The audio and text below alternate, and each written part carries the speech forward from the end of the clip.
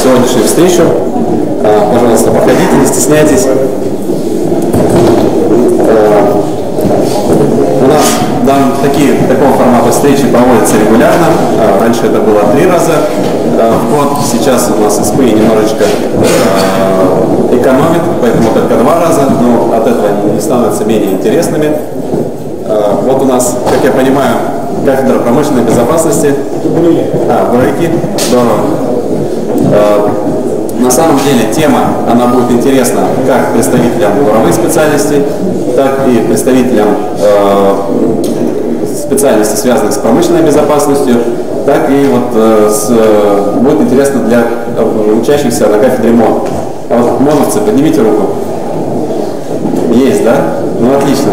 Вот эта информация, она достаточно уникальна, и в принципе я уверен, что она пригодится. Вот. Мне, как выпускнику кафедры МОН, точно пригодилась бы, да, в свое время, когда работал. Ну и сейчас, я думаю, тоже будет полезно.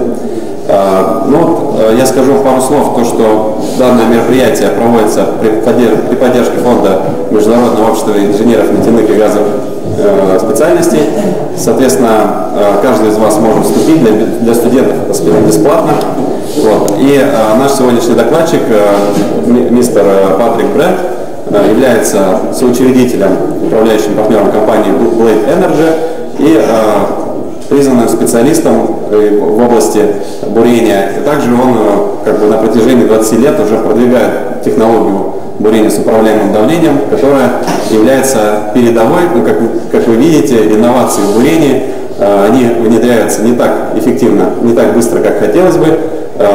Поэтому те, кто хотят связать себя с областью инноваций, наберитесь терпения, но все-таки это дело благодарное и дальше будет развиваться. Без лишних слов, разрешите представить мистер Патрик Бранд. Давайте его поприветствуем.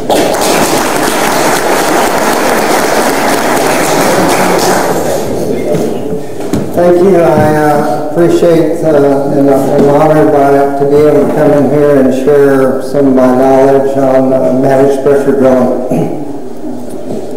Мистер Патрик Бранд поблагодарил всех присутствующих, и он рад всех видеть на лекции по бурению с управляемым давлением. So I'm here as part of the SPE Distinguished Lecture Series, and it's the funding for this is primarily through the SPE Foundation, through member donations and contributions from offshore Europe. Да, и так как я говорил, данная программа выдающихся лекторов SPE, она спонсируется за счет фонда SPE, который формируется из добровольных пожертвований специалистов по всему миру. And the society is grateful to those companies that allow their professionals to serve as lecturers, and there's additional support provided by AIME. И SPE благодарна предприятиям и, собственно, членам SPE, которые сделали возможным проведение их лекций. So my topic this morning is going to be breaking down the conventional barriers using managed pressure drilling. И в своем переводе я немного вольно перевел, что эта тема будет посвящена разоблачению традиционных каких-то стереотипов по поводу бурения с управляемым давлением. Здесь переведено более дословно: разрушение традиционных барьеров при бурении с управляемым давлением. So today we'll start out with just an introduction to what managed pressure drilling is, and then get into some well-controlled barriers. И сегодня, что мы с вами рассмотрим, это, конечно же, введение, что такое бурение с управляемым давлением, и системы контроля скважин. We'll get into the benefits for managed pressure drilling. Также рассмотрим преимущества бурения с управляемым давлением. Then we'll talk about the current well control options that we have and some of the limits and constraints with conventional well control. Также рассмотрим текущие проблемы и ограничения, связанные с контролем скважины. And then we'll start talking about the new technology, which is using managed pressure drilling for dynamic well control. И также рассмотрим современные технологии, связанные с управляемым давлением в процессе бурения и динамического контроля спада. Finally, we'll really get into some of the issues and limitations, defining where this technology can be used, and then get into conclusions. И в конце заключения мы рассмотрим сложности и ограничения данной технологии и традиционной технологии и подведем итог лекции. So there's an industry group under the International Association of Drilling Contractors that works on setting up specifications and recommended practices for managed pressure drilling. И здесь представлено определение бурения с управляемым давлением. Международная ассоциация буровых подрядчиков – это группа компаний, которые работают в данном направлении развития новых технологий. So they've defined managed pressure drilling as an adaptive process where we can precisely control the pressure we have on the bottom of the hole and also utilize it to ascertain the bottom hole pressure environment. И в определении, которое дается таким обществом, что бурение с управляемым давлением, тут сокращение БУД, но оно не распространено, больше распространена аббревиатура MPD. MPD – это процесс адаптивного бурения, используемый для точного управления кольцевым профилем давления во всем стволе скважины. То есть данная система позволяет контролировать давление в кольцевом пространстве скважины. The big difference between managed pressure drilling and underbalanced drilling is managed pressure drilling is always maintaining a pressure greater than the reservoir pressure, and any accidental influx into the well from the reservoir will be stopped, and the system will be brought back to an overbalanced state. Есть еще такое понятие, возможно, вы слышали, бурение на репрессии. На депрессии. Или на репрессии. На депрессии. Бурение на депрессии, и технология может быть схожей, но бурение с управляемым давлением, оно предназначено для контроля, предотвращения притока из пласта, и в случае возникновения притока направлено на скорейшее его прекращение. One of the main topics here is actually using the technology to dynamically control any influx, and it's something that we've started using in the industry, but it's not relatively known how to precisely control it. Мы также будут рассмотрены технологии, которые мы используем в промышленности, традиционные технологии, ну и объясним, почему они не всегда пригодны для бурения, для каких-то особенных условий. So this technology, we use it both on land drilling applications and offshore, including deep water. Данную технологию мы можем использовать как для бурения на суше, так и на шельфе, так и на глубоководных проектах. So, as designers of the wells, our main constraints that we have is we have to use a drilling fluid that has a density that's greater than our core pressure, which is illustrated with the yellow line. И при бурении наша задача обеспечить гидростатическое давление бурового раствора на забое выше, чем поровое давление пласта, которое здесь показано в желтой линии.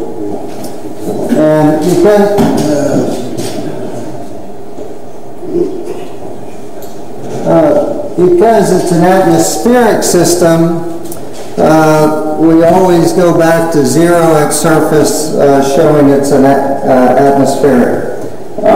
Потому что на традиционной технологии, когда у нас кольцевое пространство связано с атмосферой, мы постоянно, все время имеем давление равному атмосферному на устье.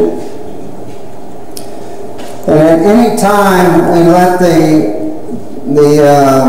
hydrostatic pressure drop below the reservoir, we'll have an influx from the reservoir or a kick. И И каждый раз, когда у нас гидростатическое давление становится меньше, чем пластовое давление, каждый раз мы имеем приток, который может привести к выбросу к ДМП. The other constraint that we have is when we're circulating, our equivalent circulating density must be less than the strength of the rock or our fracture gradient, and if we exceed that, then we will break the rock and have losses. И наше гидростатическое давление, которое создается только за счет массы, веса бурового раствора, плюс здесь написано трение, но или как это затраты, перепад давления за счет циркуляции, да, вот это эквивалентное циркуляционное давление должно быть меньше давления гидроразрыва пласта. В случае превышения этой величины у нас происходит поглощение и потеря бурового раствора.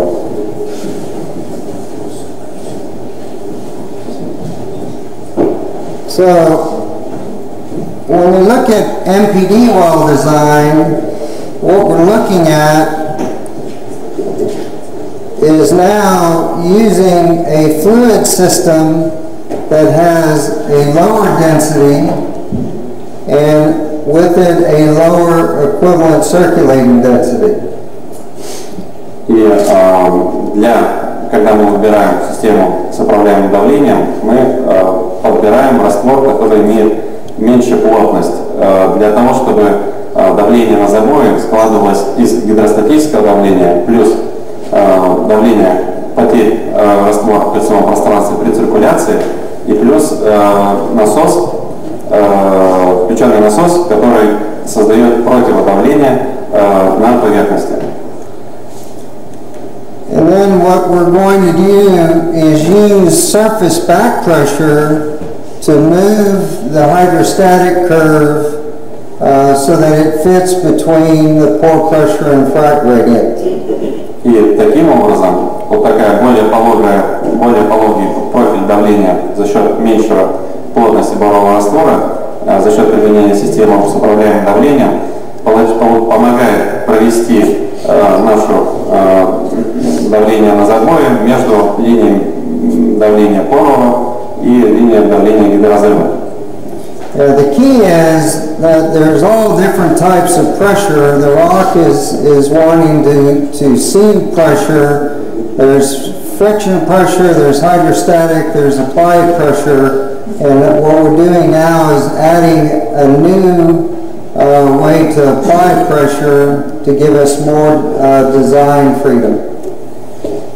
И как раз добавление вот этой, помимо гидростатического и перепада давления за счет циркуляции, у нас добавляется еще давление, которое мы можем регулировать, и это определенная степень свободы при нашем проектировании.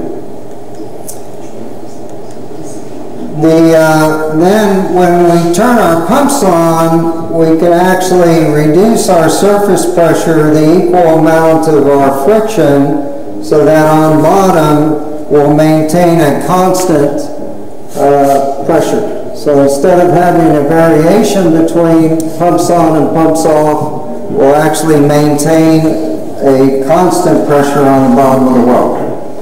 И в данном случае, в отличие от традиционной технологии, когда мы включаем и выключаем циркуляцию, у нас давление на забое поддерживается в заданной величине за счет системы управляемого давления.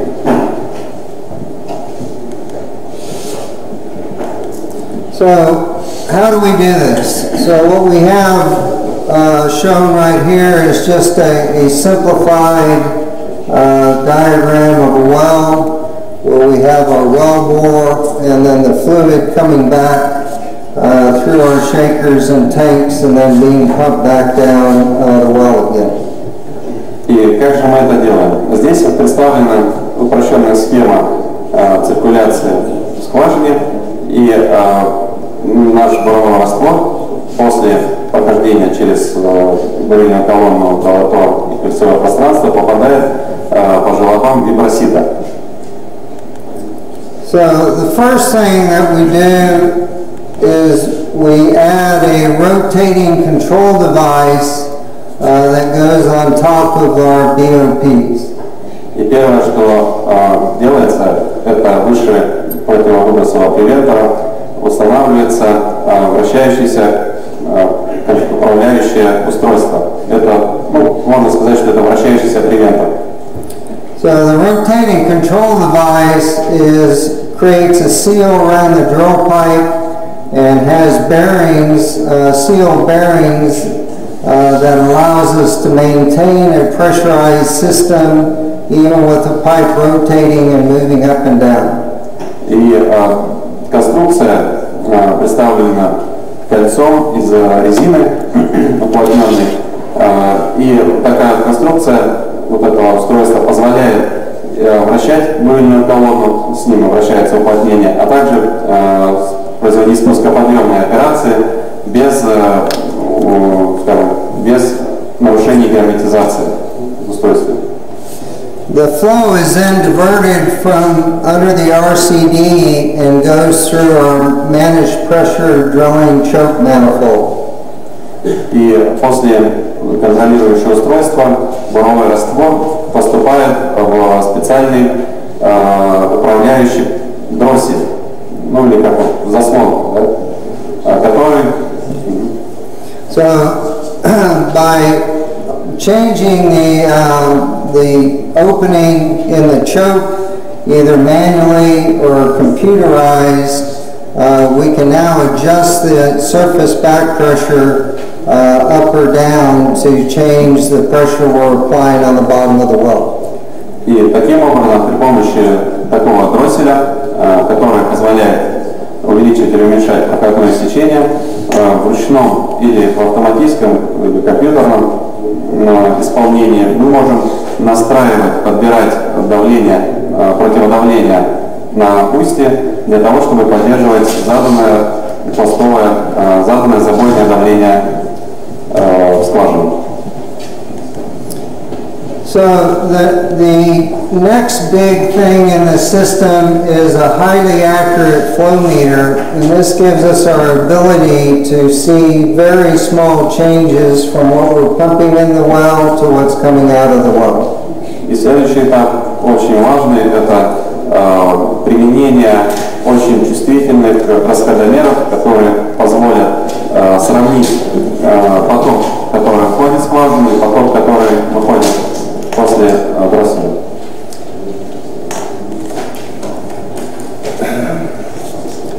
The other part of the land-based systems is an MPD back pressure pump.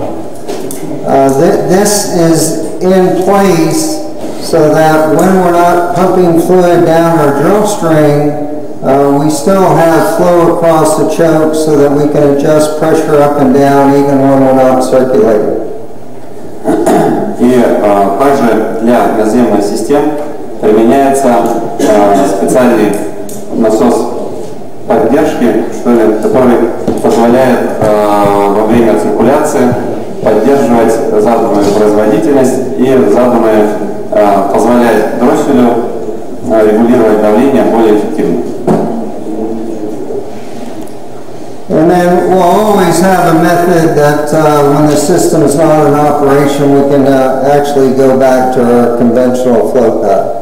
И выше устройства находятся традиционные желоба, которые в случае, если данная система не применяется, позволяют выводить буровой раствор традиционным методом.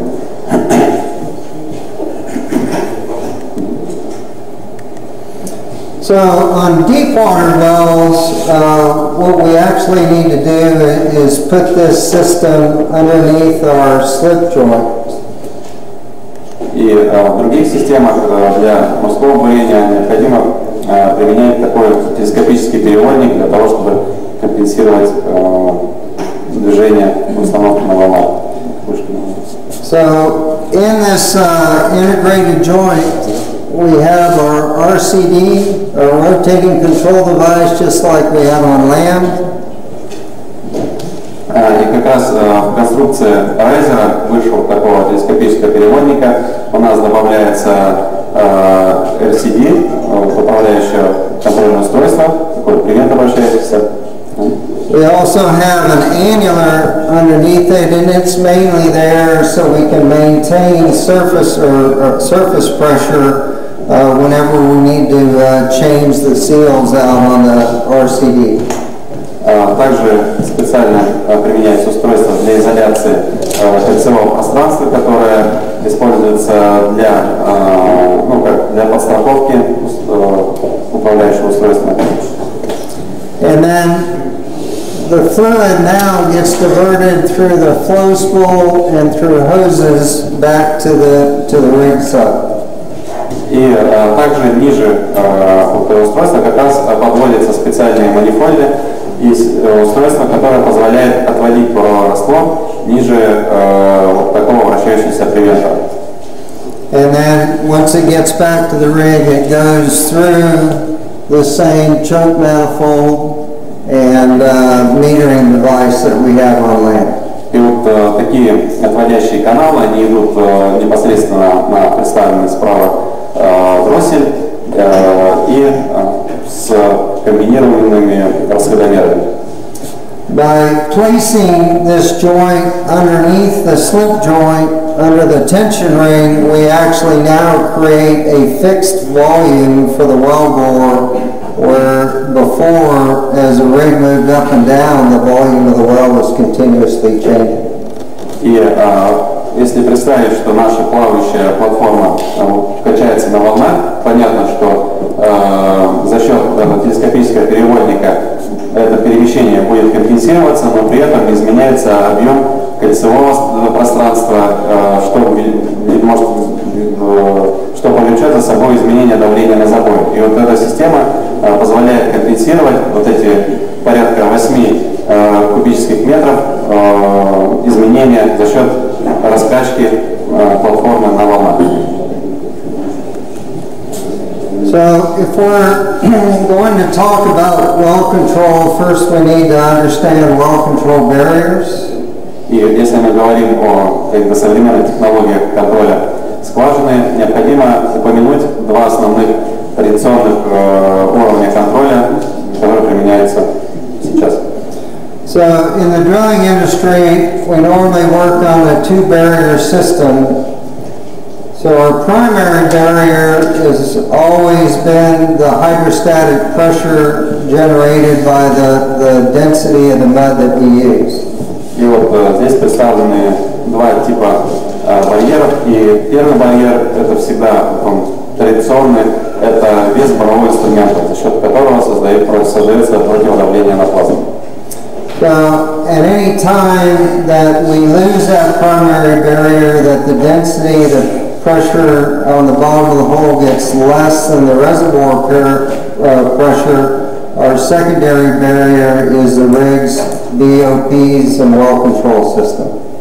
И если мы теряем первую систему контроля, то есть у нас происходит ГВП, выброс или поглощение, то мы подключаем вторую систему контроля, которая представлена противовыбросным оборудованием, да, вот превенторы, которые вы тоже знаете. So the important thing is, because the reservoir fluid densities are less than our mud density, any influx into the well is going to compromise the primary barrier and require secondary well control. Если у нас происходит такая ситуация, что буровой раствор при традиционной технологии не подходит для обеспечения первого барьера, то сразу у нас возникает ситуация, что для того, чтобы заменить этот буровой раствор, необходимо много времени, и поэтому сразу переходят на вторичные барьеры, то есть перекрывают кольцевое пространство для предотвращения газовой нефтеводопроведения. So when we look at a pressurized drilling system, our primary barrier is now changed where it includes not only the mud weight, but also all of our surface pressure that we're putting on it, and all the parts that create the pressurized system. И когда мы говорим о системе с управляемым давлением, первичный барьер имеет больше возможностей, больше степеней свободы. Это, конечно же, традиционный вес борового раствора, добавляется поверхностное давление, добавляется вот этот вращающийся привентор, добавляется дроссель, также дополнительные трубопроводы и манифольды, и обычно используется обратный циркуляционный клапан. On the drill string side, we have a non-return valve, which actually also prevents pressure on the drill string.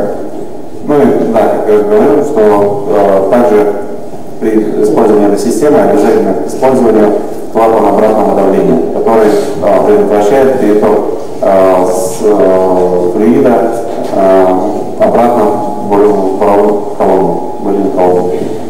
And just like conventional wells, we still have the same rear well control system in case the primary barrier is compromised.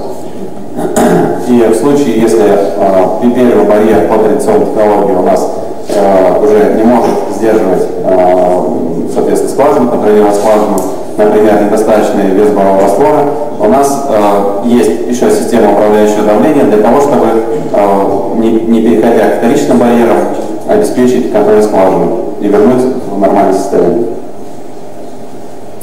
So, what does this mean for us? The primary thing from a well control standpoint is because we can now adjust the surface pressure, an influx doesn't necessarily compromise the primary barrier. И в этом случае приток ГНВП, когда у нас в скважину поступил пластовый флюид, газ, нефть, вода, в этой ситуации не обязательно, скажем, восстанавливать бурение, включать, чтобы срабатывал привентор. При помощи данной системы можно, скажем, не доводя до остановки, выровнять ситуацию. So, what does having a pressurized system do for us? The first thing, on floating vessels, it creates a fixed volume system. Первое, для чего применяется система, что она, какие преимущества нам дает, это устранение проблемы с движением судна и вызванным с этим изменением объема, то есть позволяет компенсировать колебания уровня буровой установки. So this eliminates the problems associated with vessel movement, including the changes in wellbore volume and pit volume.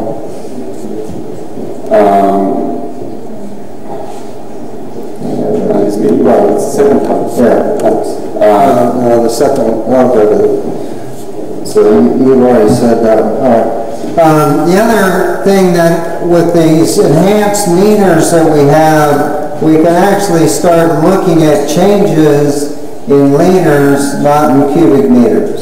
И позволяет корректировать объем скважины не в литрах, как написано в баррелях, а не в кубических метрах, а изменения в литрах, что повышает как бы стабильность давления на заборе. The other big thing it gives us is precise pressure management. So we've got an additional control variable, which is surface pressure. И также это дополнительный контроль за счет создания противодавления на поверхности. So currently, to change the pressure we're applying on the bottom of the well, we have to change the density. So that can take several hours to add the weighting agents and circulate them into the well. И в случае традиционной технологии необходимость изменить давление на забое влечет необходимость изменения плотности борового раствора, что осуществляется добавлением утяжеляющих добавок, и данный процесс растягивается на часы, десятки часов. Where with a pressurized system, we can actually adjust the pressure we're applying on the well the equivalent density in seconds just by changing the opening of the choke. При применении данной системы давление на забое меняется очень быстро, без изменения плотности бурового раствора, что позволяет предотвратить дальнейшее развитие аварии. For Arctic drilling, one of the advantages you get with it is your density and your viscosity of your fluid systems are continuously changing because of the extreme weather that it's subjected to. Для арктических условий это очень важно, потому что и плотность, и вязкость раствора меняется с изменением условий, в том числе при бурении в мерзлоте и при изменении условий на поверхности и так далее. So with a pressurized system, we can actually adjust that surface pressure as your density and viscosity changes as your fluid heats up and cools down to maintain that constant pressure on bottom. Система управляемого давления позволяет компенсировать изменения не только в плотности, но и в вязкости бурового раствора. So the last couple points I'll get into in more detail later. So why do people use managed pressure drilling? The biggest reason is to increase efficiency and reduce non-productive time during the drilling operations. И для чего применяется, собственно, система с управляемым давлением? Основное преимущество – это повышение эффективности и снижение непроизводственных затрат времени, что необходимо для бурения на море, на шельфе, ну и в том числе в Арктике. So some of the ways that it does that is from a well boring stability standpoint, because we keep a constant pressure on bottom, we have less chances of having well-bore stability. За счет эффект достигается за счет снижения непроизводственных затрат времени, за счет стабильности давления скважины, которая обеспечивает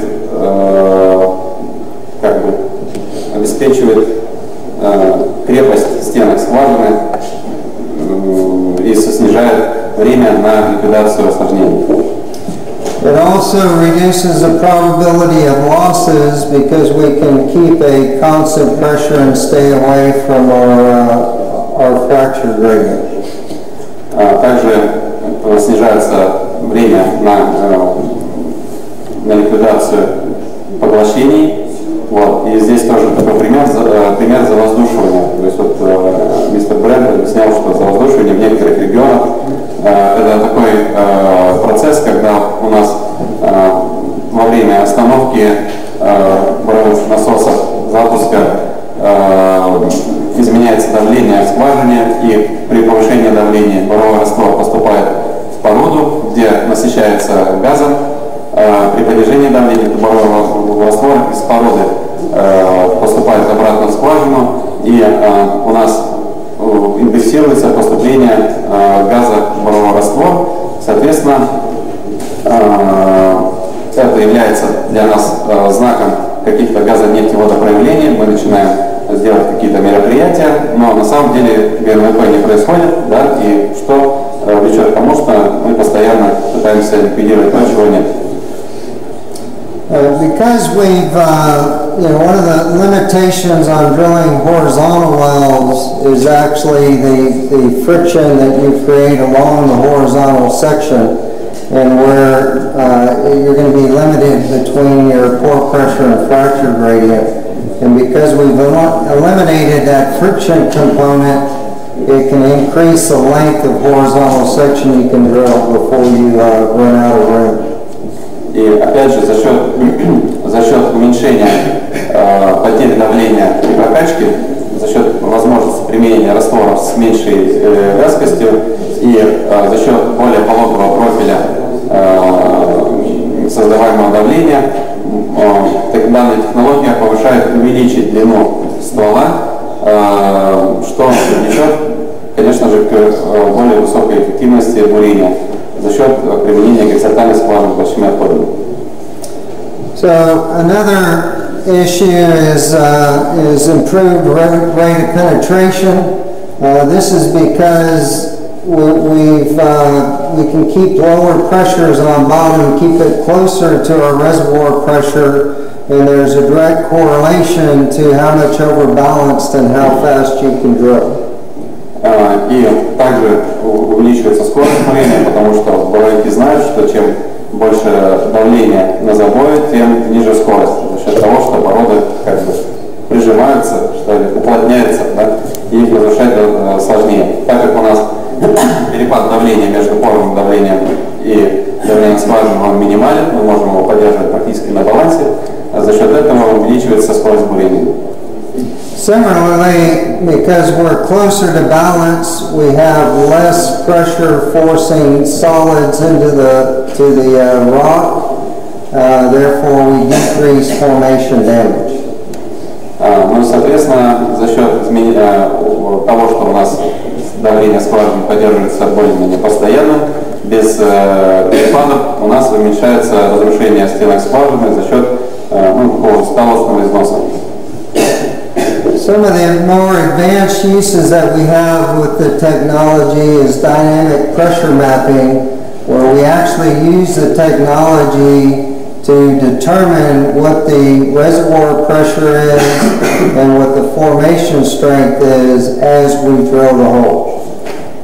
И также данная технология позволяет не только обеспечивать эффективность бурения, но еще и вести одновременно исследование порового давления за счет того, что мы можем строить за счет подбора противодавления, за счет исследований, скажем, поглощений каких-нибудь и каких-то проявлений, исследовать именно поровое давление. Yeah, drilling, particularly in exploration wells, that not knowing the pore pressure and frac gradient causes much of the difficulty. So in critical wells, we may test the pore pressure and the frac gradient daily just to make sure we know exactly what our drilling window is. И для таких сложных скважин мы не можем постоянно быть уверены в какой-то величине порового давления. Если мы не знаем параметры давления, то как мы будем подбирать буровой раствор? И данная система позволяет ежедневно во время бурения тестировать и поровое давление, и давление гидроразрыва, что дает нам новые знания и повышает нашу, скажем, безопасность бурения. In the last few years, managed pressure drilling has become one of the primary reasons that people are using the technology.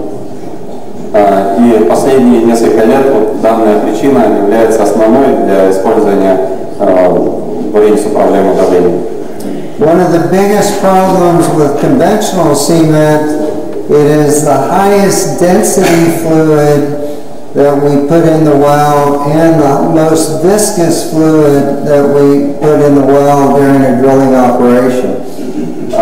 Да, и действительно, помимо бурения, данная система может применяться при цементировании с управляемым давлением. И основной из проблем при цементировании является это высокая плотность самой тампонажной жидкости, а также ее высокая вязкость, что влечет к значительным давлениям на забой во время циркуляции, может привести к потерям цемента. So this typically can lead to losses during the cement job and also flow after cement. Ну, да, как я сказал, что применение технологий позволяет уменьшить потери во время цементирования за счет контроля давления скважины. So by using a pressurized system, we can actually put a low density fluid in front of the cement, and then we can adjust our surface pressure to maintain the same pressure on the bottom of the well that we did during drilling of that section.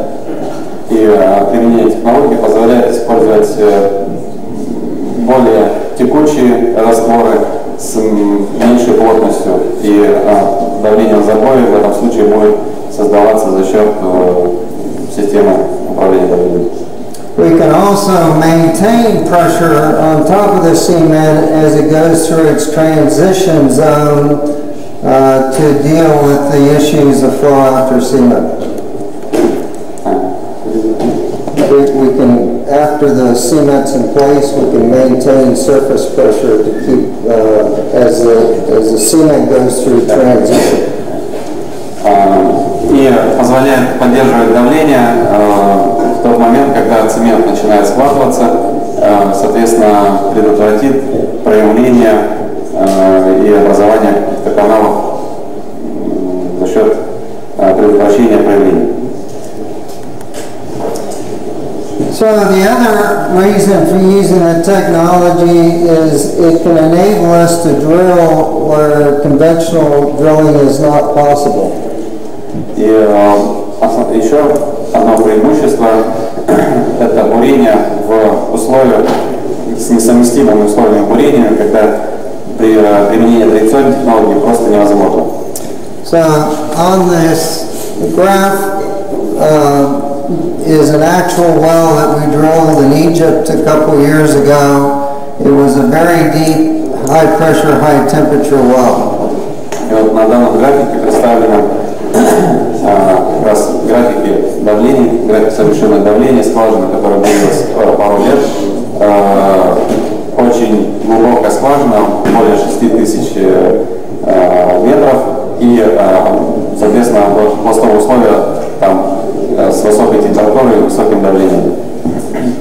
As you can see, there's a very narrow window between our weakest formation and our highest pressure formation that we had to drill through. И как вы можете видеть, здесь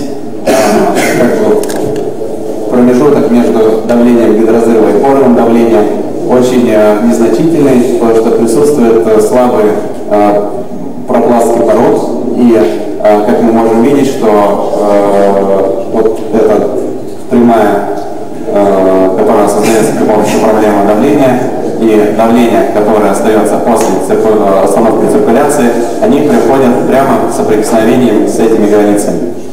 Due to the depth of the well and the geometry, the black line shows you where your ECD would be if you tried to drill this conventionally. И если бы вот этот участок попытались бы пробурить по традиционной технологии, то во время циркуляции справа показана черная линия, которая характеризует давление, которое было бы в случае, если бы мы бурили без системы управляемого давления. So using the managed pressure drilling technology was the first time that we were actually able to get through this reservoir section. И вот применение данной системы было единственным методом, с применением которого могли бы пробурить данный резервуар. Больше бы по традиционной технологии это было бы сделать невозможно. So what we're also trying to look at is improved safety through MPD. Также необходимо уделить внимание преимуществам в области обеспечения промышленной безопасности. So we've already shown that the highly accurate meters, which gives us much better early kick detection. Применение чувствительных расходомеров позволяет нам быстрее определить выброс или какие-то проявления. And as I will show you here with dynamic influx control, and the ability to manipulate pressures very quickly, we'll show you how we can improve safety and do things quicker. Далее мы вам покажем работу системы определения как раз проявлений, которая позволяет оперативно предотвратить возникновение газа, нефти, вода, проявлений каких-то выбросов. And because we're using a rotating control device, we've got the ability to keep the pipe moving while we're adjusting pressure, so we can reduce secondary problems like stuck pipe. И так как во время контроля давления наш вращающийся привентер позволяет перемещать бурильную колонну, то в связи с этим уменьшается вероятность возникновения прихватов бурильного инструмента. And also because we can keep the pumps pumping at all times, will eliminate some of the issues with ballooning and formation cycling, maintaining a constant bottom hole pressure. И так как у нас может сохраняться постоянная циркуляция и создается противодавление, это приводит к уменьшению проявлений таких как баллонинг, да, какое-то выделение газа из парового раствора, и уменьшается вот такое знакопеременное воздействие на породу, что сохраняет ее целостность дольше. So let's take a step back and look at the technology that we currently use for conventional well control. Также давайте рассмотрим основные методы, которые применяются при осуществлении традиционных способов контроля скважин. There's numerous different methods like the driller's method, weight and concurrent, but they all have the same process of measuring the bottom hole pressure and adjusting the pressure on bottom and then maintaining a constant bottom hole pressure while we get the influx out. So just the driller's weight and concurrent, they're all basically a constant bottom hole pressure to get the influx out of the well and then put a new density fluid back into the well.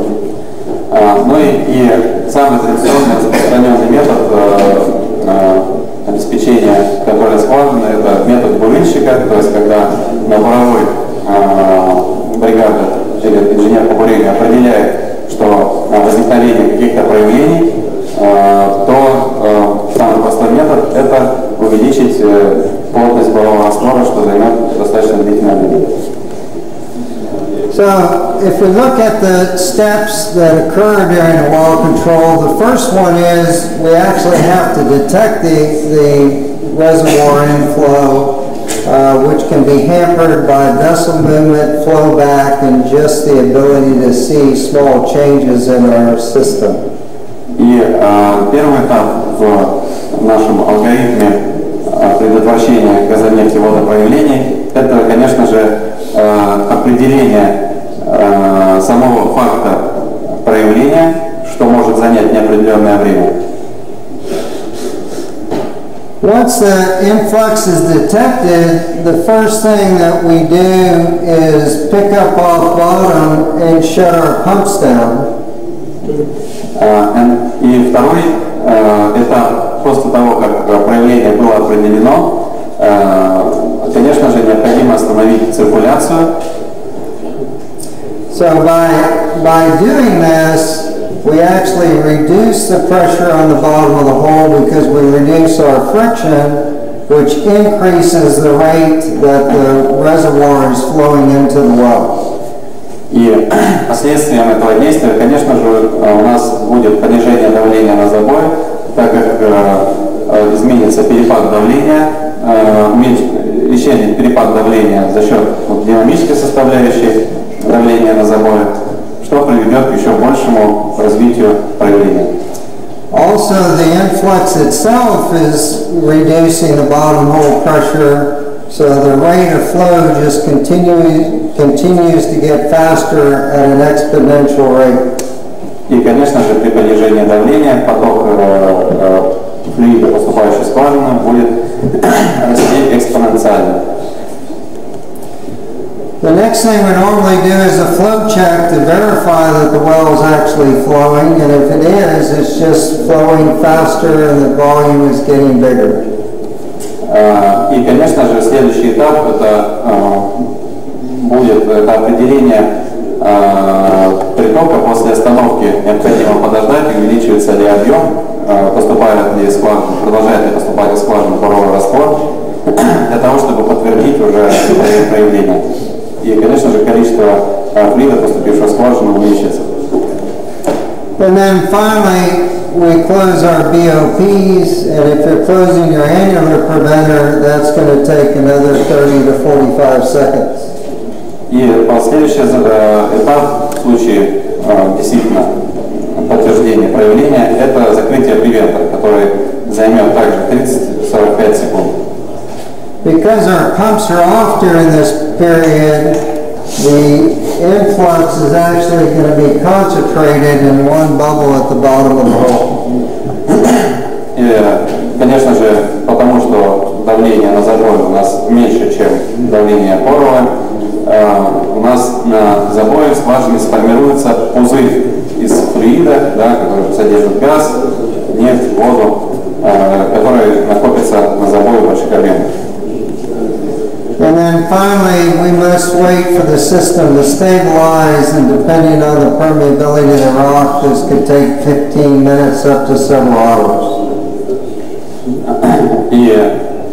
What is Stabilization waiting while pressure is building up underneath until it balances itself. И следующий этап, необходимо дождаться стабилизации давления, когда давление на забое в скважине и в пласте выровняется. Это еще 1200-3600 секунд. So, one of the questions I like to ask people is, all right, you've taken a kick, you've shut the well in, has the well stopped flowing at that point? I mean, you can no longer see any more gain at surface, but is the well dead at that point, or does it continue to flow? И вот вопрос для зала. Кто может сказать, после закрытия превентора приток скважины исчез или нет? Нет. Потому что давление все еще ниже, и необходимо дождаться, когда давление сравняется в скважине за счет поступления флюида, сравняется с давлением в пласте. Yeah, I mean, that in actuality, even though you can't see it flow, you haven't done anything by closing the BOPs to increase the bottom hole pressure and stop it flowing. It's actually the well flowing itself that has to continue to build up pressure underneath the BOPs. Да, и нет, потому что, как я сказал, да, что будет флюид поступать в скважину, пока не выровняется давление.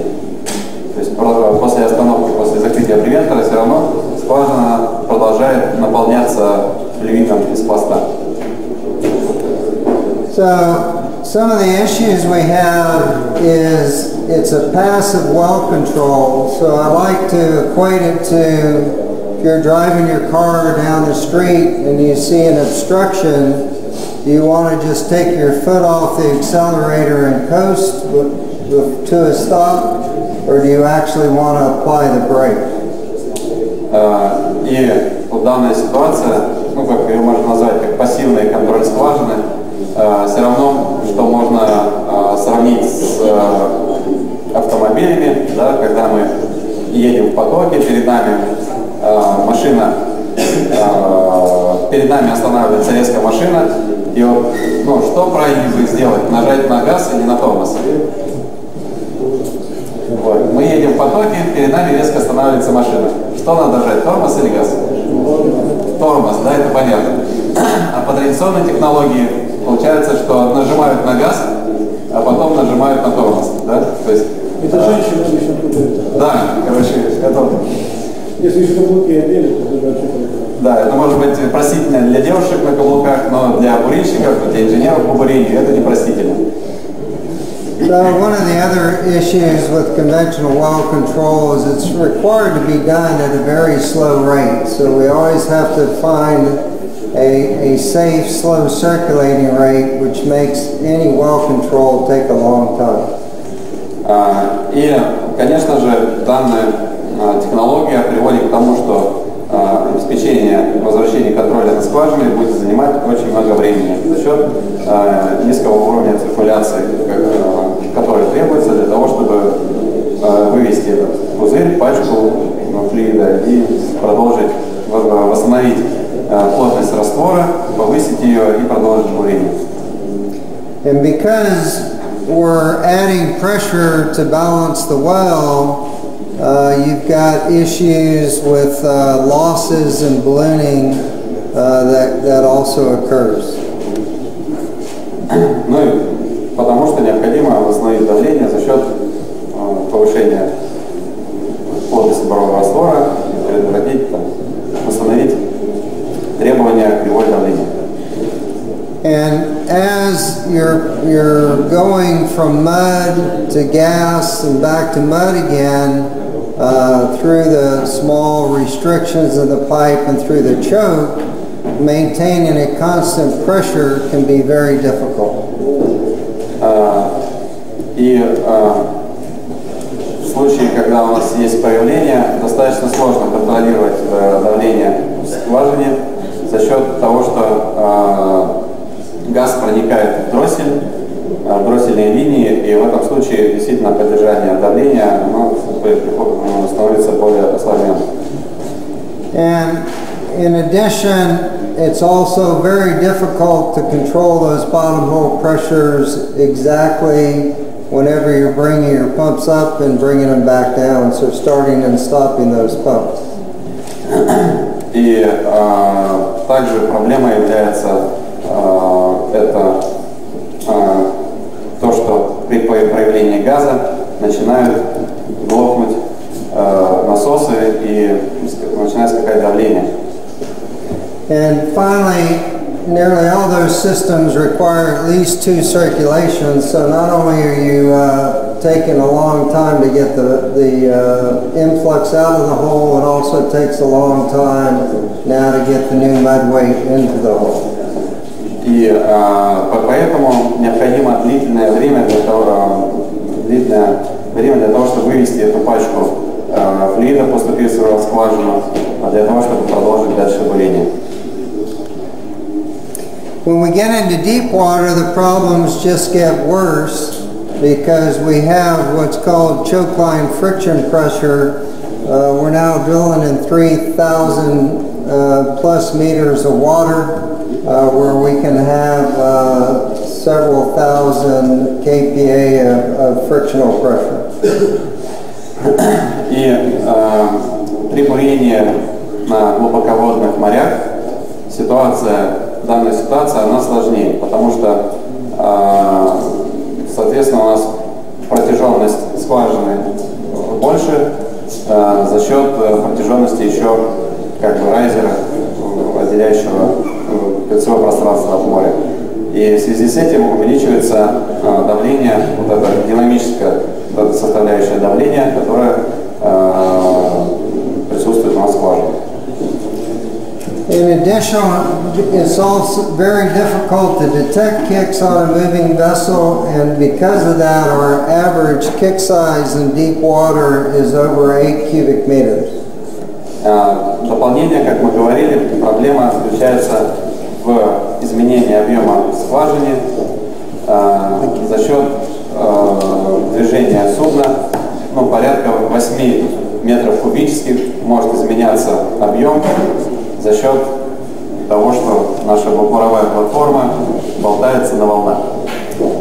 And most deep water applications are actually rig policies that says you can't be moving your pipe during a well control incident. И при очень глубоководных буровых операциях есть политика, определенное требование на буровой, что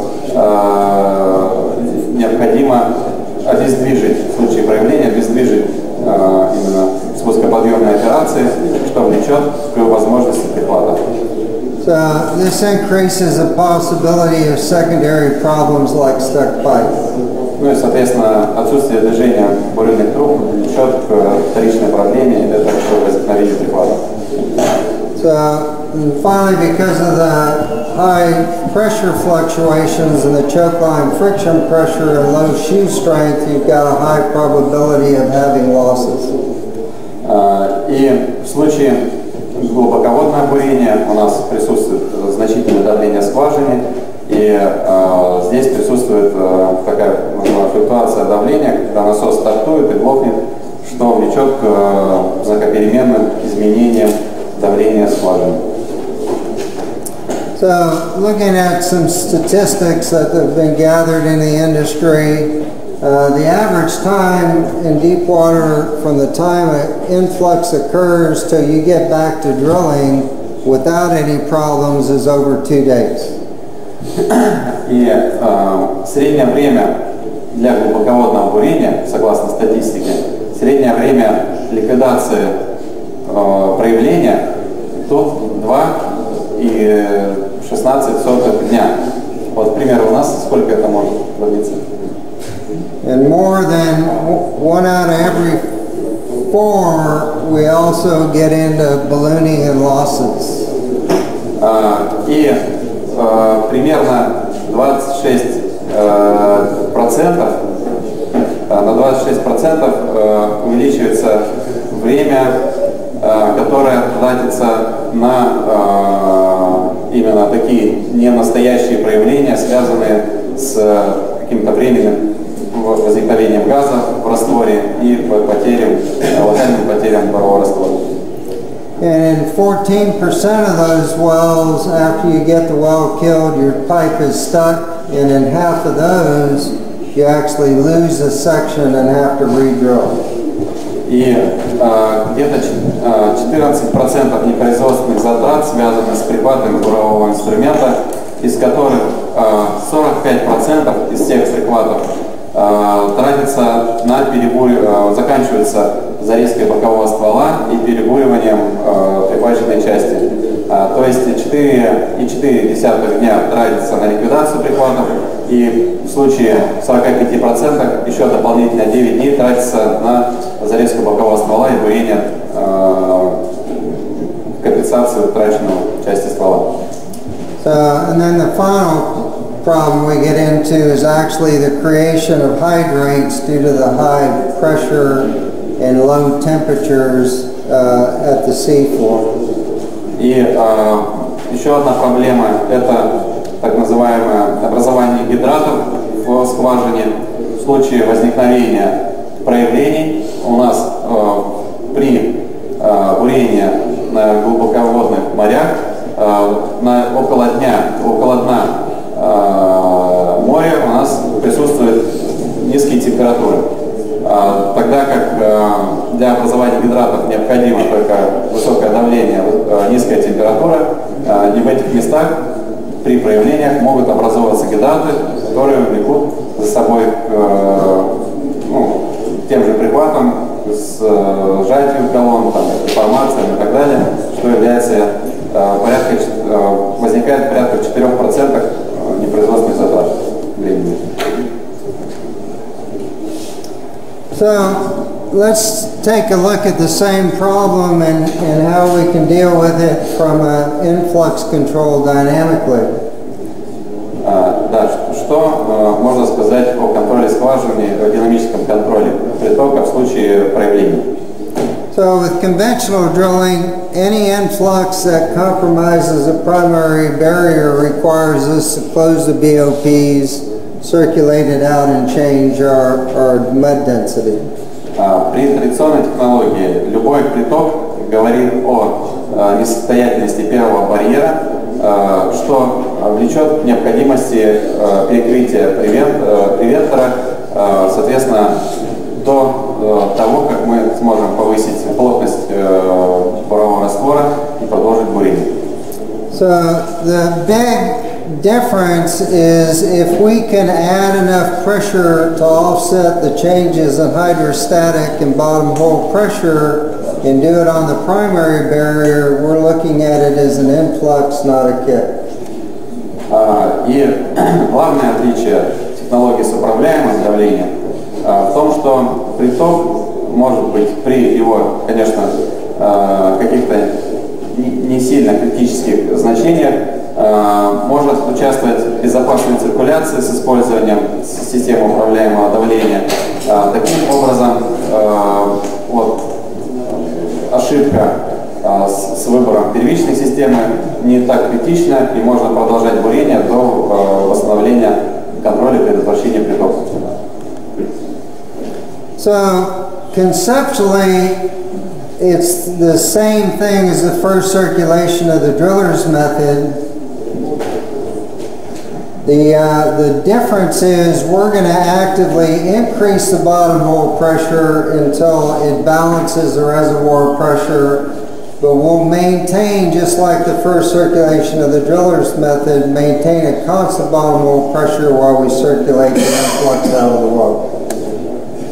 И в случае динамического контроля, во-первых, изначально концепция та же самая, как и метод бурильщика. Давление должно подняться до уровня для баланса с давлением пласта, после чего необходимо поддерживать постоянное давление на забой при движении вот этой пачки флюида. So we can maintain the same circulation rate as we were drilling, since we were already drilling through the same choke system. So we can do it at a much higher pump rate and never shut our pumps down. И также мы можем сохранить определенную циркуляцию, производительность циркуляции, которая может обеспечить вынос пачки флюида, и, конечно же, ее необходимо корректировать с учетом возможностей дегазатора бурового раствора и для поддержания пластового давления, сеивания притока и удаления выборной породы с КНБК. Потому что еще одна проблема в случае перекрытия превенторов, та выборная порода, которая у нас находится в кольцевом пространстве, она оседает и приводит к заклиниванию КНБК. So this disperses the influx so that when it gets to surface it's only a small percentage, and also it keeps our fluid with cuttings moving where it's not going to fall back across our bottom hole assembly. Да, как я уже сказал, что позволяет сохранять циркуляцию, что обеспечить вынос уже того шланга, который был взвешен в кольцевом пространстве, для того, чтобы предотвратить его оседание на компоновку на дно скважины. So, going through the rotating control head, we can keep the pipe moving. We don't have to keep it stationary, so it minimizes the probability of having a stuck pipe. И система, вот такой вращающийся превентор, позволяет сохранить возможность перемещения скважины, что снизит вероятность прихвата бурового инструмента. And it also may eliminate the need for a second circulation to change the density, as we can just now drill ahead with a different surface pressure. И также это позволит избежать необходимости подготовки раствора с другой плотностью и необходимость второй циркуляции уже с целью замены раствора в скважине на утяжеленный раствор.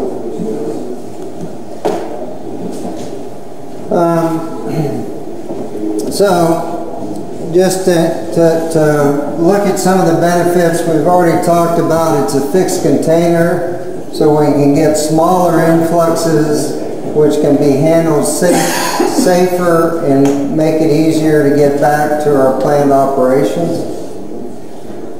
И вот при контроле притока преимуществом системы управляемым давлением является, как мы уже говорили, это уменьшение, устранение влияния движения буровой платформы, также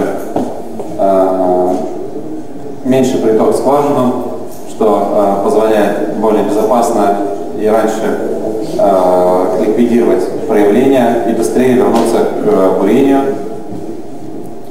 So we get lower peak pressures at the exposed shoe and lower amounts of free gas when it gets to surface. Уменьшение давления на башмаке и снижение дальнейшей возможности потерь парового раствора. And it saves a significant amount of time because we're pumping faster and we're only doing a single circulation, so about a third of the time that conventional well control would take. Это также позволяет значительно экономить время за счет увеличения скорости циркуляции, так как у нас есть запас по эквивалентному посту давлению за счет динамической составляющей, и что влечет к значительной экономии за счет снижения производственных затрат времени и добавляет дополнительную возможность контроля и определенный барьер между сокращает, соответственно, человеческий фактор при работе на паровом. So this is just some model data of kicks. The red line is actually our conventional well control. И здесь показан пик давления, который у нас присутствует с использованием при ликвидации ГНВП по традиционной технологии. Вот здесь показано давление на поверхности в зависимости от времени после обнаружения притока. So this is when the kick is building up, so that's our build-up time in that steep slope. И здесь показан момент, когда при проявлении, при ГНВП давление скважины начинает расти. So then when we're circulating, that's the difference of our friction to drop it down to keep pressure constant. И далее за счет циркуляции, за счет потерь давления в кольцевом пространстве, давление скважины начинает стабилизироваться. And then as the gas enters the choke line, the gravity is changing very quickly, so we must rapidly increase the surface pressure due to the change in the hydrostatic.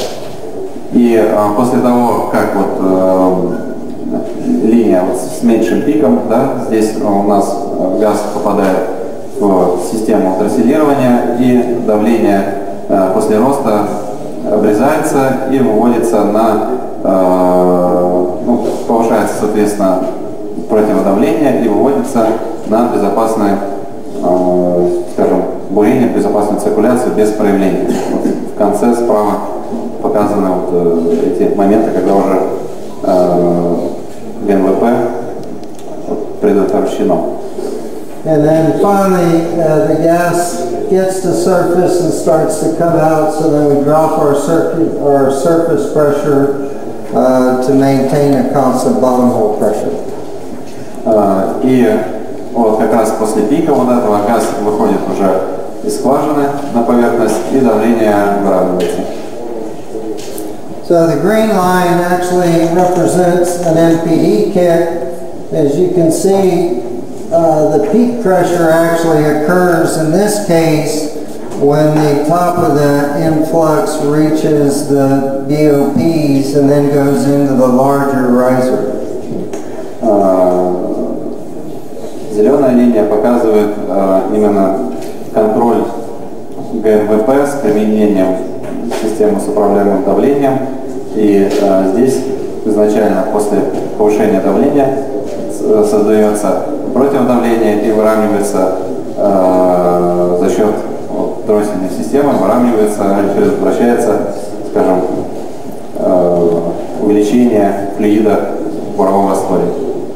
From a time standpoint, you're looking at a little less than 5 hours dynamically versus over 17 hours to do it conventionally. И если сравнить по времени, то это более чем 3 раза меньше время с использованием системы с управляемым давлением, чем при ликвидации ГНВП по традиционной технологии. То есть при использовании системы с управляемым давлением у нас тратится порядка 5 часов на выравнивание ситуации, тогда как при перекрытии превентора в дальнейшем медленной циркуляции с целью выхода пачки тратится больше 10-15 часов. So this is the data from an actual dynamically killed well. И здесь показан график для реальной скважины, которая была заглушена после ГНВП. In this case, the red line is the rate of fluid that we're pumping into the well. И здесь в красной линии показана производительность закачки в скважину. The green line is the flow out of the well. И зеленая производительность выходящей скважины. And the blue line is actually the surface back pressure that we're holding on the well. И голубой линией показано противодавление, создаваемое на поверхности при возникновении ГНВП. So, as you can see in this case, in the beginning, we're drilling with about 90 psi on surface, and our flow in and flow out are basically on top of each other. 90 psi.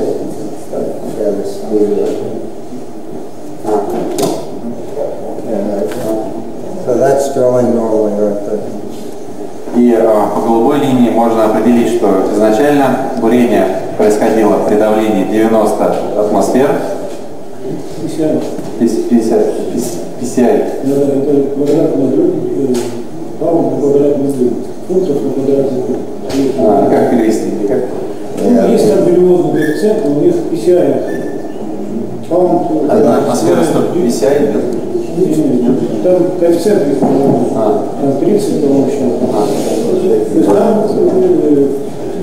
фунт на квадратный дюйм, будет единица времени. Чтобы перевести в атмосферу, то есть это не... Да, не так. 90 фунтов на квадратный дюйм. 90 фунтов на квадратный дюйм. Но здесь важнее понять соотношение давления и насколько давление увеличивается при ГНВП. Да? То есть изначально давление производилось при противодавлении 90 psi, то есть это давление, создаваемое системой на поверхности. So this kick actually occurs right when they start slowing down the pump rate during a connection, which reduces the bottom hole pressure. И как мы видим по производительности, тот момент, когда мы увидели, что количество выходящего борового раствора стало больше, чем количество закачиваемого, да, что сигнализирует о каких-то проявлениях, система автоматически снизила объемы закачки, что привело к уменьшению давления. So as we're bringing the pumps down, the flow out of the well is actually increasing, indicating the influx. Да, и как я сказал, что действительно количество раствора выходящего стало больше, чем количество закачиваемого на насосах. So you see a rapid increase in the back pressure until we get the well to balance itself where flow in equals flow out again.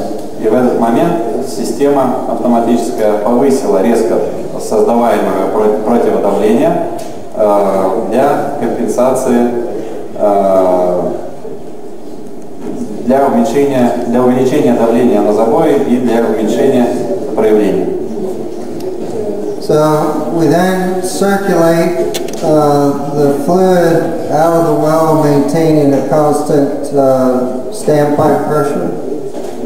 И дальше производительность была выровнена, и давление уже в автоматическом режиме поддерживало заданной производительность. And then, because of the limitations of the mud gas separator, as the fluid gets near surface, we actually had to slow down our pump rate so we wouldn't take gas back to the pits.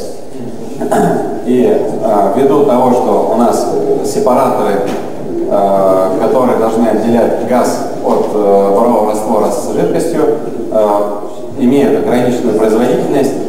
После того, как газовая шахта уже дошла до устья, производительность паровых насосов была уменьшена для того, чтобы обеспечить эффективность удаления газа из потока.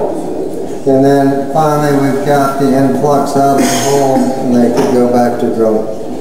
И после того, как была обеспечена меньшая циркуляция, выводилась пачка. Вот как мы можем видеть, что тут изменялись показатели раскадомера.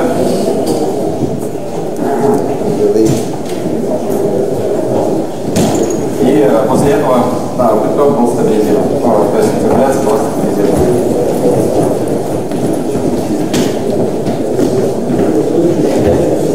So what I'm showing here is actually one of the automated systems. So in this left panel is actually where the flow in and flow out is measured, with the blue line being what you're pumping and the red line what's coming out of the well.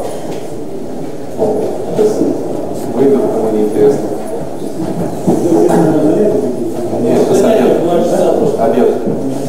А сколько сейчас? 2 часа? Нет, только 2 часа. Понял. Все, это мы задержались. Так, здесь представлен интерфейс программы для регулирования системы с управляемым давлением. И слева показаны графики, характеризующие как раз производительность насосов и производительность выходящей из скважины потока. So when we actually have separation of the lines, the system indicates it as an influx. И когда мы видим, что количество выходящего потока превышает критическое значение, у нас система говорит нам о том, что обнаружен приток в скважину. So when the influx is detected, the computer basically tells the choke to close. So the red line is what the computer is telling the choke, and the green line is the actual choke position. И как раз система справа показывает красной линией то, что тот уровень перекрытия проходного канала, который должна быть обеспечена на дросселе, и зеленая линия показывает плавное уменьшение и достижение этого показателя на дросселе, которое обеспечивает повышение противодавления. As the choke closes, you'll see the surface back pressure increasing and the rate of the flow out starting to decrease. И после того, как было обеспечено перекрытие на дросселе, поверхностное противодавление увеличилось, что сразу привело к уменьшению притока в скважине, что видно по уменьшению выходящего потока относительно значений с притоком. So this continues to build pressure until we again have the well in balance, indicated by the red line and blue line being on top of each other again. Если продолжить этот график, то мы видим далее, что осуществлен достижение баланса масс, то есть восстановлен контроль над скважиной при данном давлении. То есть требуемое количество давления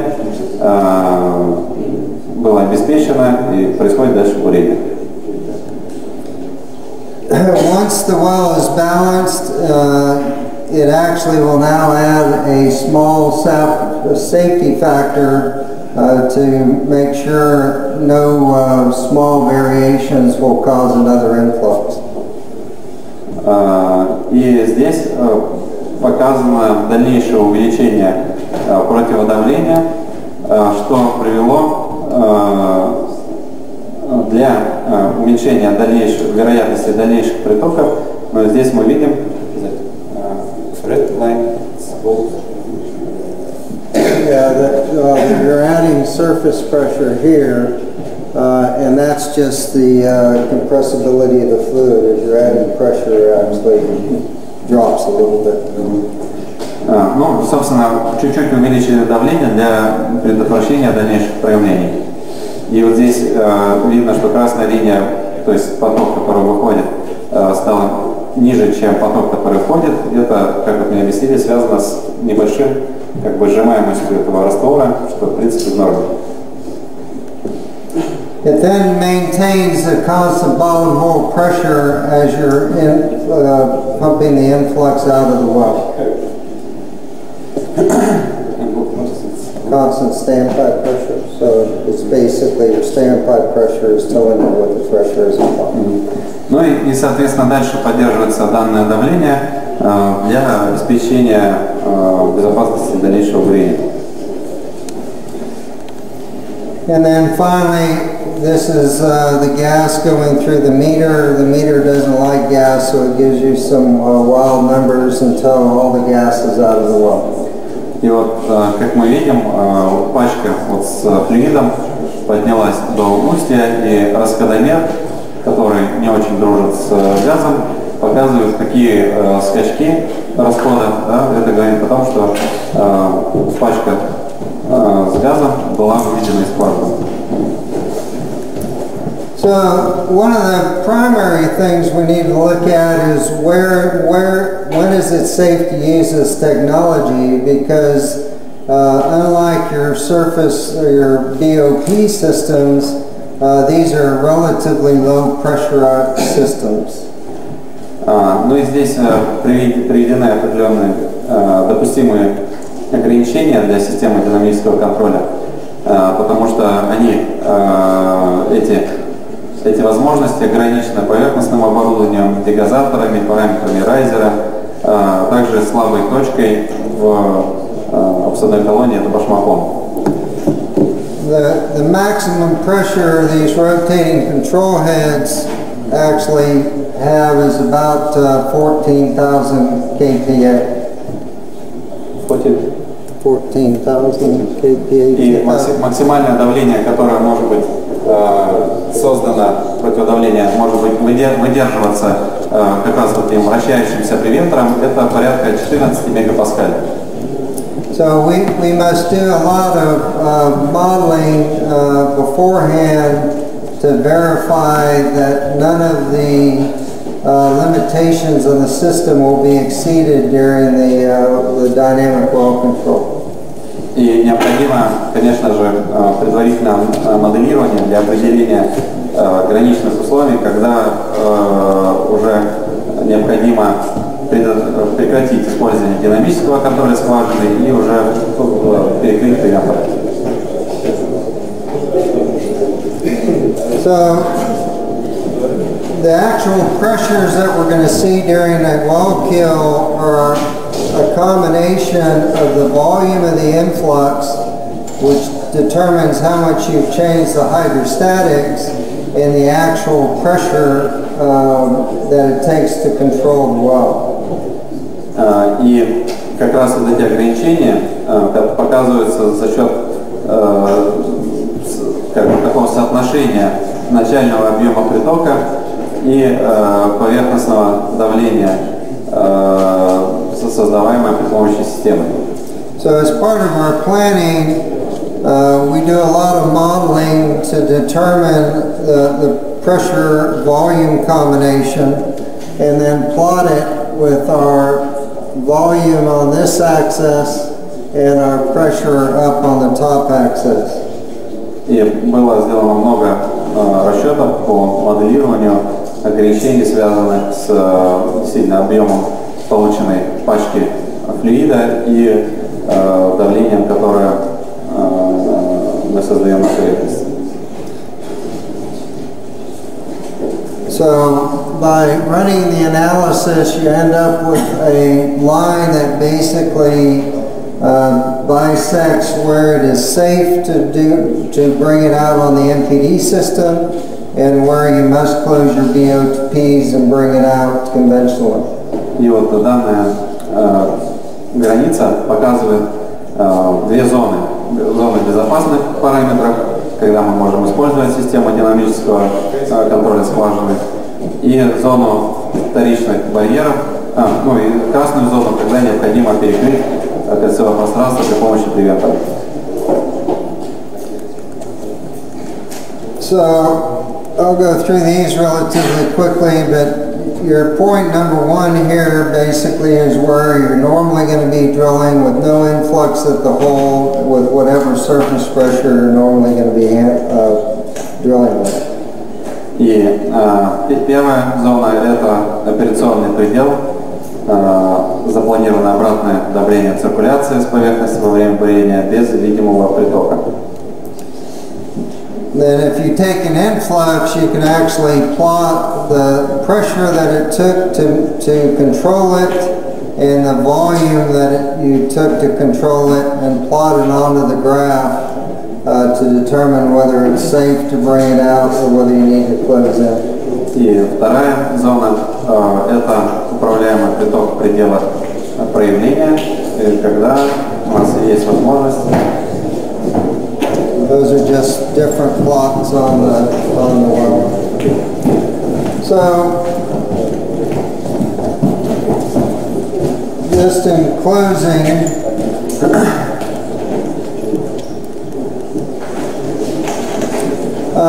what are some of the limits and challenges on utilizing this technology? The first thing we have to do is we've got to break the paradigm of conventional well control. Everybody out on the rigs is taught a given way of doing things, and the drilling industry is not one of the best for accepting change. Да, и здесь представлены ограничения и задачи. Первым ограничением для развития данной технологии это непринятие промышленностью, то есть наше бурение, как и в России, как и за рубежом, не всегда принимают какие-то инновации и достаточно консервативны. И вот действительно основной задачей это получение отраслевого признания для данной технологии. The next thing we have to deal with are the regulatory bodies. There's a lot of different regulations in different parts of the world that specify you must do well control in a certain manner. И второе – это обеспечение какой-то законодательной поддержки для применения данной технологии. И в разных странах существуют различные требования. Допустим, у нас требования по промышленной безопасности, что должна сохраняться какая-то депрессия, да, на пласт, репрессия на пласт. Соответственно, возможно, при применении данной технологии, когда у нас начинается бурение с балансом давления и так далее, могут возникнуть проблемы с контролирующим органом. И вот следующая задача – это именно законодательное закрепление возможностей технологии управляемым давлением в различных странах мира. Finally, all the companies and operators, rig contractors, they have their own internal company policies. So a lot of what we're talking about here may violate those policies in one way or the other. И третья проблема – это политика самих компаний. Многие компании для того, чтобы находить общий язык со своими буровыми подрядчиками, описывают множество действий в нестандартных ситуациях. И, допустим, технология, как традиционная технология ликвидации ГНВП, она не меняется. Да? И если какая-то компания отходит от данной технологии, то у нее могут быть проблемы в случае аварийной ситуации. Да? И в связи с этим необходимо совершенствование отраслевых стандартов для применения данной технологии. And the biggest thing we must deal with is building the competencies out on the rig and the confidence to use it, and that's through detailed training. И также это специальные компетентности, система компетентности для проведения тренингов и для того, чтобы обучить работе данным оборудованием, и также какие-то системы сертификации для того, чтобы его обслуживали специалисты соответствующей квалификации. So, looking to the future, where are we going with this? Well, one of them is in the area of riser gas handling. So currently, if we get into a riser gas event, the only thing we can do is close our diverter and divert over the side, which creates an environmental issue.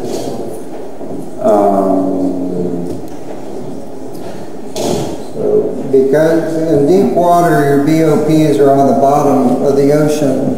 So if a kick like Macondo occurs and it gets above the BOPs, you have no control of it at surface.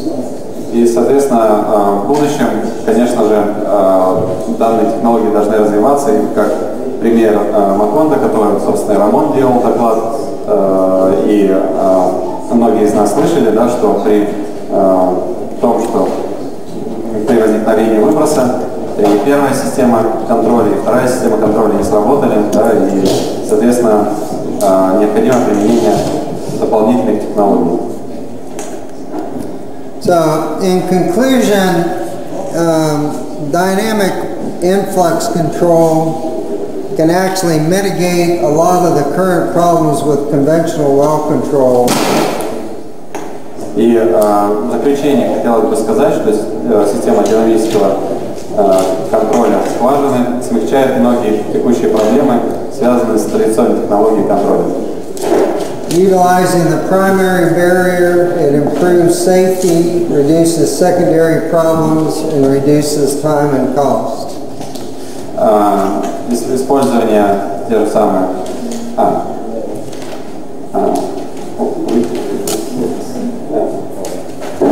То есть смягчение таких проблем традиционных способов контроля, как использование первичных барьеров, расширяя их возможности, также увеличивает безопасность ведения работ, снижает вторичные проблемы, такие как обрушение стенной скважины, оседание шлама, и снижает время и затраты, связанные с бурением. We always have our secondary well control or BOPs to fall back on if we have any problems during the operation. И также проблемы, связанные с превентором, то, что в этом случае необходимо обеспечивать их работоспособность, что не всегда обеспечивается. But as shown, MPD gives us some flexibility on bringing the well back under control. И применение систем с управляемым давлением обеспечивает достаточную гибкость для того, чтобы вернуть контроль над скважиной без применения превентора, без остановки бурения. So the other big thing is by pressure mapping, we actually gain more knowledge of the wells we're drilling, reducing the probability of having accidental events. И, конечно же, данная система уникальна тем, что она позволяет исследовать поровое давление, давление разрыва во время бурения, что обеспечит безопасность бурения последующих скважин. And all this helps us reduce our non-productive time so we can drill more wells and drill them cheap. И, конечно же, что интересно любому заказчику, это снижение непроизводственных затрат времени. So taking advantage of everything managed pressure drilling has to offer us will create new paradigms for well control. И таким образом, подводя итог, можно с уверенностью сказать, что системы управляемого давления создали новую парадигму для управления скважиной, которая имеет замечательные перспективы в дальнейшем использовании и распространении. So that's the end of the presentation. I'll take questions, but before, your feedback is very important to us, and I'd like everyone to go to their section in the under spe.org.dl or /dl and give feedback on the presentation so we can do better as we go through. И, конечно же, у кого есть желание, кому понравилась лекция, просим вас зайти на сайт spe.org/dn и оставить свой отзыв о проведенной лекции. Можете написать свои замечания, например, что у нас растянулось время, все это будет учтено. So I'll take any questions you have. Теперь можете задавать свои вопросы. Пожалуйста. Thank you for this opportunity. Я буду использовать. Да, лучше по-английски. My name is Ferdinand from Drilling Engineer First Course. I have two questions. During the beginning of your presentation, you talked of, I saw this diagram. It was showing the chokes. I want to understand the uses of the chokes, like choke line, MPD choke, and the differences. Let me get back to that one just a second. So the MPD drilling choke is all the fluid now. Conventionally, we take, when the fluid comes out of the well, it just goes down an open pipe to an open system, right? Everything's open to the atmosphere. So with the MPD systems, you're talking about this choke here, this drawing? We're now, the choke is basically restricting the flow coming out of the well. So it's closing the cross-sectional area that the fluid is going through. And as the hole gets smaller and smaller, it creates back pressure on the well, right? So what the MPD choke is allowing us to do is we can now increase or reduce the surface pressure, which is going to increase or reduce the pressure on bottom. So when we're circulating and we have high friction in the well, we reduce the surface pressure, and then when we do things like connections or tripping, then we restrict, close the choke, increase the pressure, so we keep everything on balance on bottom. Okay, thank you. В общем, данный дроссель, он не только повышает давление, да, он может и перепуская раствор, используя дополнительные насосы, да, он может и понизить давление. То есть он как бы работает для того, чтобы регулировать в заданных пределах очень четко наше давление на поверхности, тем самым регулируя давление на заборе.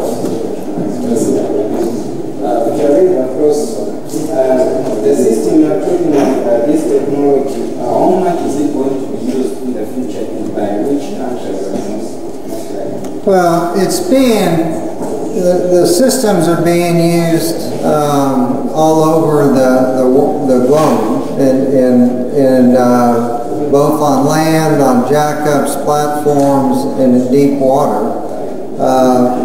The rate that it's being used is increasing all the time. One of the things that's held back the technology is the cost, right? You need to make sure that the benefits from the MPD are greater than the cost of the MPD. And there's actually both a direct cost on either buying the equipment or renting the equipment, and an indirect cost that's caused by longer connections, because you've got to do things slower, and longer trip time. И вопрос заключался в том, что какие перспективы данной технологии, она применяется только как в богатых странах, на дорогих проектах, либо может применяться где угодно. Ответ заключался в том, что действительно необходимо смотреть экономику, да, это оборудование достаточно дорогостоящее, но вот как мне кажется, как вот один из принципов промышленности, чем больше распространяется технология, тем больше становится производителей этой технологии, оборудования для обеспечения этой технологии, тем дешевле они становятся. Да? И в каждом конкретном примере необходимо сравнивать стоимость оборудования, стоимость обслуживания, стоимость сопровождения с теми преимуществами экономии в непроизводственных затратах, экономии там, на ликвидацию аварий и так далее, и так далее. И при удачном, скажем, балансе, да, когда у нас затраты меньше, чем то, что мы получаем, экономия, применяя технологию, тогда ее необходимо применять.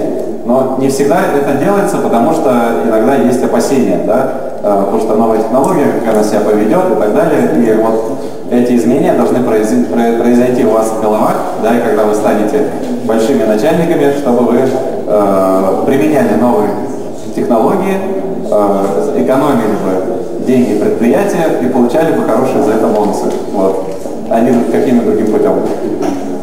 So the big change that we're seeing in the industry just in the last couple of years is a lot of the rig truck contractors are now purchasing the equipment. They own it and they're starting to run it themselves.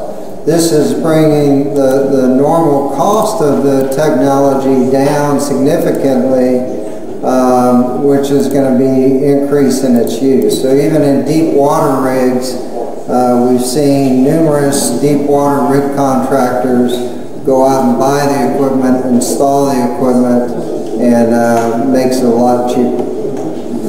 Ну и, конечно же, много зависит от стоимости бурения. Допустим, для глубоководного бурения есть много-много предпосылок для применения данной технологии.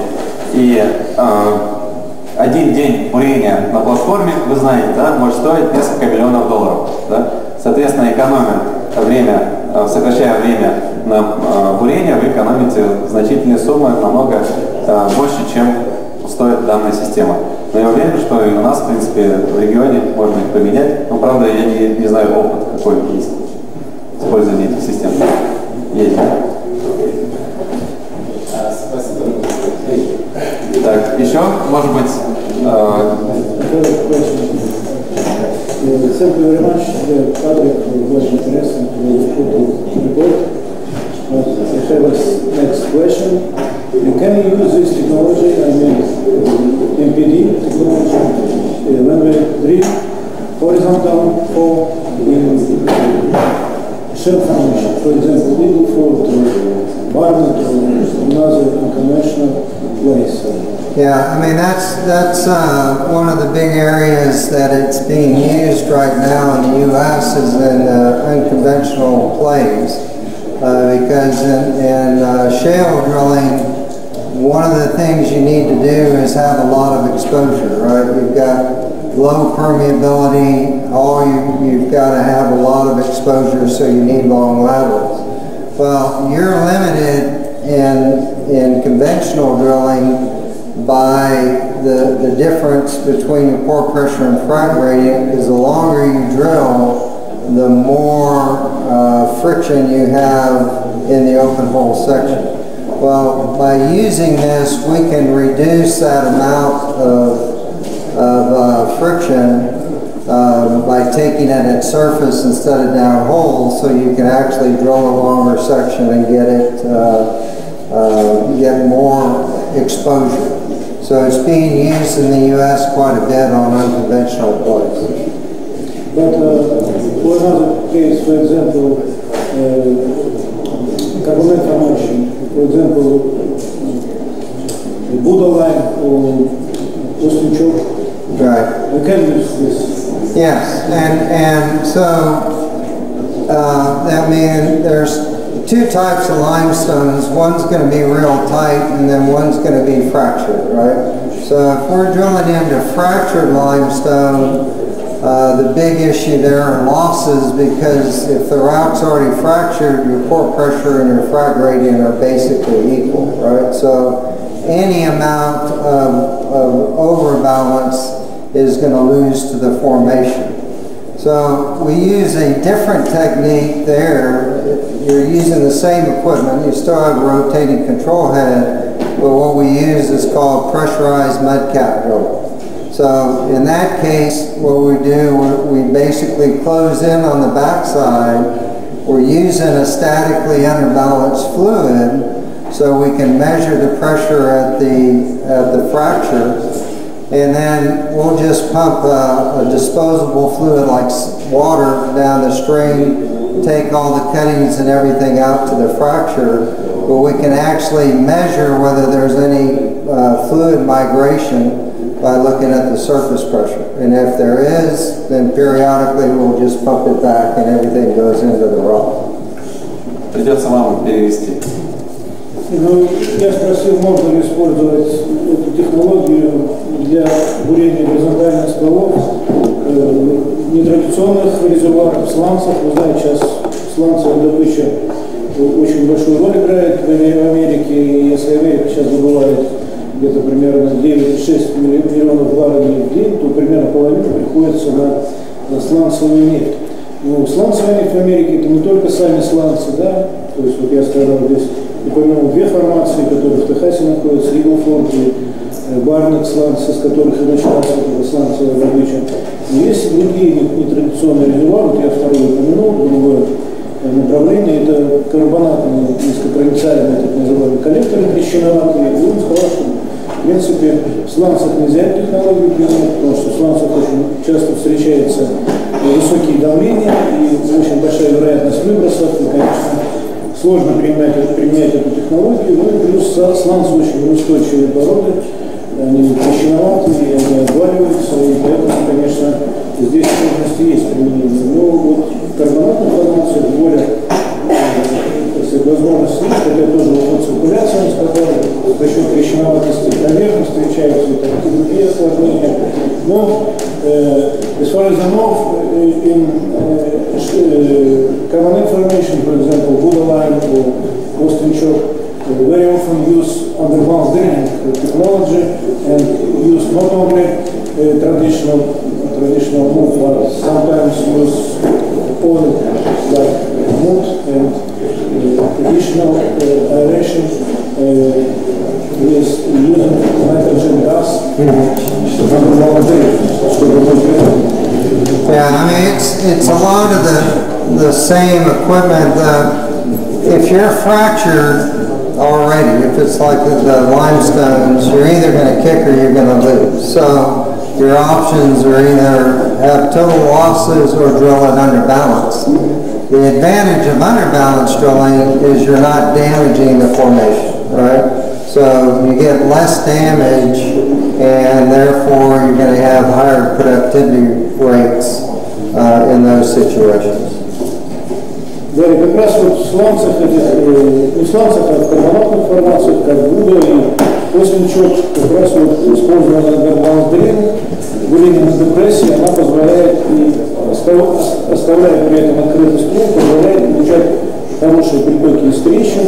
И вот я сказал, иногда используются не только обыкновенные буровые расходы, но и в качестве промывочной жидкости используется сама нефть, родная нефть этих месторождений, которая не позволяет загрязнять, не позволяет засорять эти трещины, и получается хорошие притоки даже из примеской матрицы этих коллекторов за счет как раз вот управляемого давления. И более того, при бурении на депрессии, когда не только облегченная нефть или буровой раствор используются, но еще дополнительно добавляется буровой раствор, азот, который аэрирует его, и позволяет снижать давление ниже многопластового давления, и приток идет уже сразу в процессе бурения, и этот управляемый приток, он позволяет удачно завершать скважину открытым стволом и потом длительное время эксплуатировать. Коллеги, предлагаю тогда общение перенести уже после нашего мероприятия. Давайте отдельно поблагодарим за дополнительные комментарии профессора, доктора геолого-минералогических наук Александра Витальевича Петухова. Давайте его поблагодарим.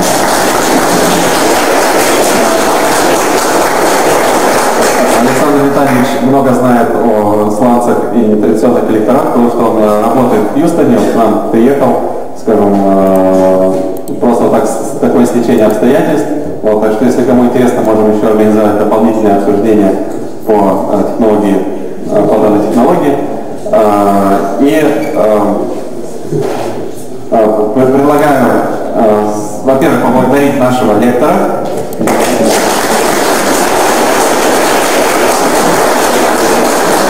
И для истории предлагаю пройти на трибуну, чтобы сфотографироваться, потом где-нибудь выложим. Пожалуйста, проходите.